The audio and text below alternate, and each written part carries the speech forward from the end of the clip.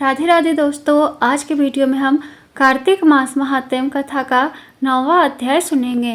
राजा पृथु ने कहा, हे मुनि श्रेष्ठ नारद जी, आपने कार्तिक माह के व्रत में जो तुलसी की जड़ में भगवान विष्णु का निवास बताकर उस स्थान की मिट्टी की पूजा करना बतलाया है, अतः मैं श्री तुलसी जी के महात्म्य को सुनना चाहता हूँ।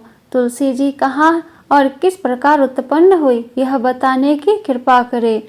नारद जी बोले, राजन, अब आप तुलसी की महत्व तथा उनके जन्म का प्राचीन इतिहास ध्यान पूर्वक सुनिए। एक बार देवगुरु बृहस्पति और देवराज इंद्र भगवान शंकर का दर्शन करने कैलाश पर्वत की ओर चले। तब भगवान शंकर ने अपने भक्तों की परीक्षा लेने के लिए जटाधारी दिगंबर का रूप धारण कर उन दोनों के मार्ग में अवरोध उत्पन्न किया। यद्यपि वह तेजस्वी, शांत, लंबी भुजा और चौड़ी छाती वाले गौर वर्ण अपने विशाल नेत्रों से युक्त तथा सिर पर जटा धारण किए वैसे ही बैठे थे, तथापि उन भगवान शंकर को न पहचान कर इंद्र ने उनसे उनका नाम व धाम आदि पूछते हुए कहा कि क्या भगवान शंकर अपने स्थान पर है या कहीं गए हुए हैं। इस पर तपस्वी रूप भगवान शिव कुछ नहीं बोले। इंद्र को अपने त्रिलोकीनाथ होने का गर्व था, उसी अहंकार के प्रभाव में वह चुप किस प्रकार रह सकता था। उसने क्रोधित होते हुए उस तपस्वी को धुतकार कर कहा, अरे मैंने तुझसे कुछ पूछा है और तू उसका उत्तर भी नहीं देता। मैं अभी तुझ पर वज्र का प्रहार करता हूँ, फिर देखता हूँ कि कौन तुझ दुर्मति की रक्षा करता है। इस प्रकार कहकर जैसे ही इंद्र ने उस जटाधारी दिगंबर को मारने के लिए हाथ में वज्र लिया, वैसे ही भगवान शिव ने वज्र सहित इंद्र का हाथ स्तंभित कर दिया और विकराल नेत्र कर उसे देखा। उस समय ऐसा प्रतीत हो रहा था कि वह दिगंबर प्रज्वलित हो उठा है और वह अपने तेज से जला देगा।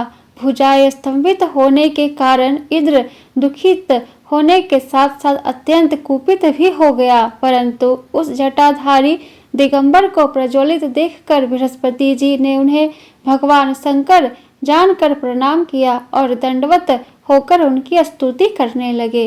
बृहस्पति भगवान शंकर से कहने लगे, हे दीनानाथ, हे महादेव, आप अपने क्रोध को शांत कर लीजिए और इंद्र के इस अपराध को क्षमा कीजिए। बृहस्पति के यह वचन सुनकर भगवान शंकर ने गंभीर वाणी में कहा, मैं अपने नेत्रों से निकले हुए क्रोध को किस प्रकार रोकूं। तब बृहस्पति ने कहा, भगवान, आप अपना भक्त वत्सल नाम सार्थक करते हुए अपने भक्तों पर दया कीजिए। आप अपने इस तेज को अन्यत्र स्थापित कीजिए और इंद्र का उद्धार कीजिए। तब भगवान शंकर गुरु बृहस्पति से बोले, मैं तुम्हारी स्तुति से अत्यंत प्रसन्न हूँ। तुमने इंद्र को जीवन दान दिलवाया है। मुझे विश्वास है कि मेरे नेत्रों की अग्नि अब इंद्र को पीड़ित नहीं करेगी।